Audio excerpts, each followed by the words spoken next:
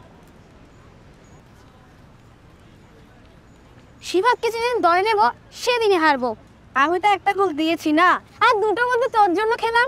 হ্যাঁ, আচ্ছা আচ্ছা বাদ দে, আজকে মনে হয় সিফাতের খেলায় মন নেই। আরে না না, কাল পায়ে ব্যথা পেয়েছে এই জন্য। খেলা না পারলেই পায়ে ব্যথা, হাতে ব্যথা, মাথা ব্যথা, ও কাছ থেকে ব্যথা শিবাত বলে রাখবি। রবিন ভালো হবে না কিন্তু। আচ্ছা আচ্ছা বাদ দে বাদ দে, একটা কাজ করলে কেমন হয়? কি? চল এবার আমরা ছুটিতে কি করব কি না করব সেটা একটা প্ল্যান করে ফেলি। ইয়েস। ইয়ে!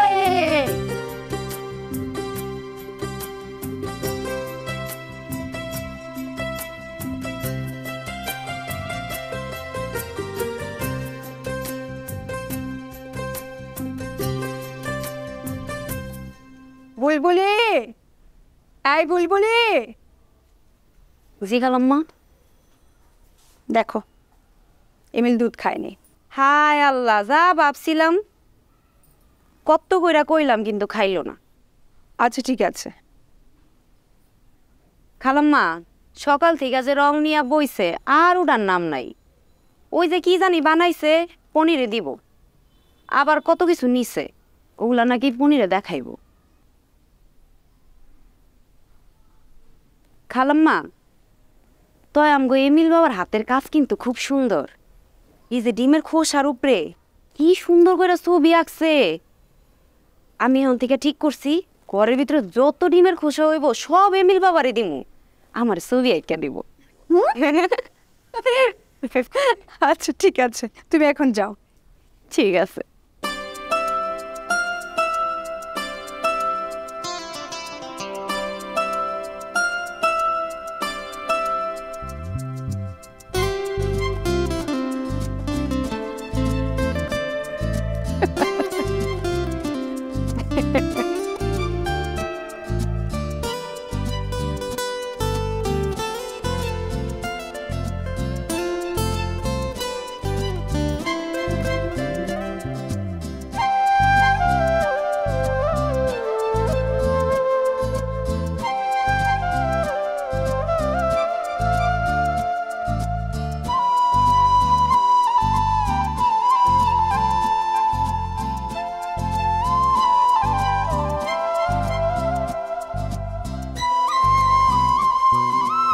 খেলায় হেরে গেছো আজকে?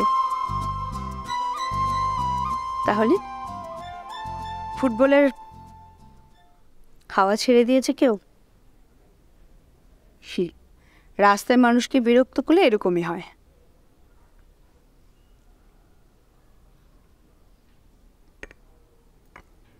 কি হলো, খাচ্ছ না কেন? এমিল, আমাকে বের হতে হবে, প্লিজ তাড়াতাড়ি খেয়ে নাও। তুমি কিছু বললে না কেন? কাকে? মীরা আন্টি যখন জিজ্ঞেস করলো আমরা ঢাকা যাব নাকি, তখন তুমি কিছু বললে না কেন? মীরা আন্টি যখন জিজ্ঞেস করলো আমরা ঢাকা যাব নাকি, তখন তুমি কিছু বললে না কেন? ও, এই জন্যই আমার এমিল বাবুর এত মন খারাপ। হবে না? সেই কবে থেকে ভেবে রেখেছি ঢাকা যাব ঢাকা যাব, স্কুল ছুটি হলে, আর এখনো তুমি কিছুই বলছো না আমাকে। থাক, সেই বন্ধুদের বলে রেখেছি ওদের সাথে দেখা হবে না, মাঠেও খেলতে যাব না। এখন যদি আমি ঢাকা না যাই ওদের কাছে তো আমি ছোট হয়ে যাব।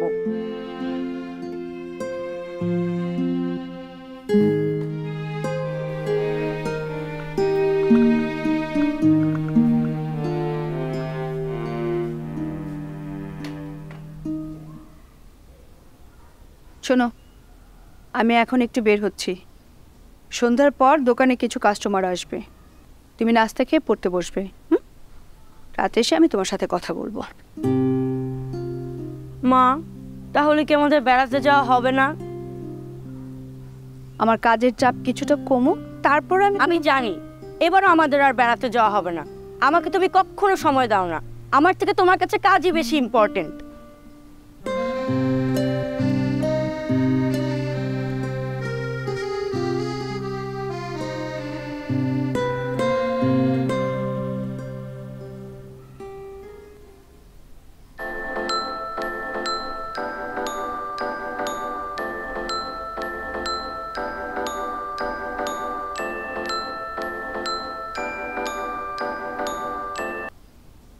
হ্যালো খালামুনি, তোমরা কেমন আছো?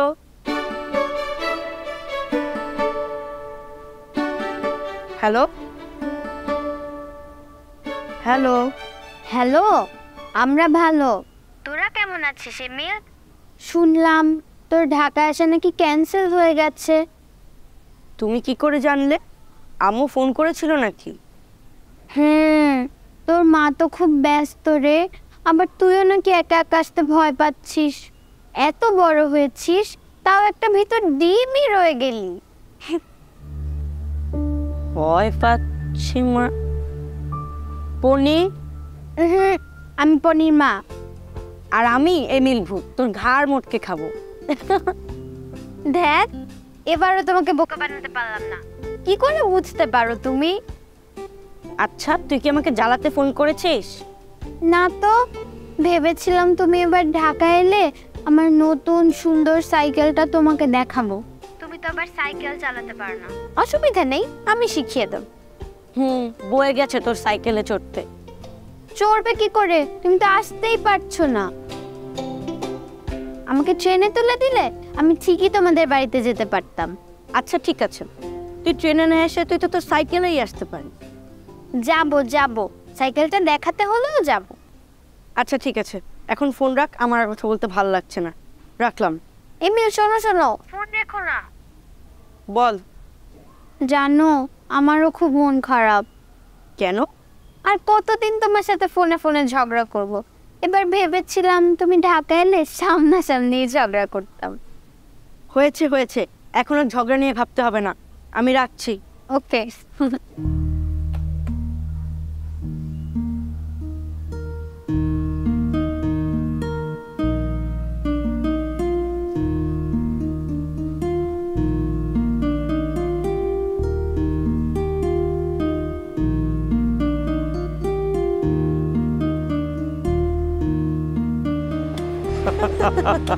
বাহ, দারুণ তো। তোমরা দুই ভাই বোন তো অনেক মজা করতে পারো। আমরা এমনই। তোমার ছোটবেলার কথা শুনে না আমারও ছোটবেলার কথা মনে পড়ছে। আমাদের ছোটবেলাটা ছিল খুব মজার। তোমরা কি মজা করেছো? আমাদের শিকি ভাগও করনি। তাই? তাহলে আর বলছি কি, আমাদের সময়টা দেখেন তো আপনার ছোটবেলা। ছেলেটা কি সুন্দর গল্প করছে আর আপনি আপনার ছোটবেলা টেনে নিয়ে আসছেন। ও হ্যাঁ, তাই তো। তারপর কি হলো?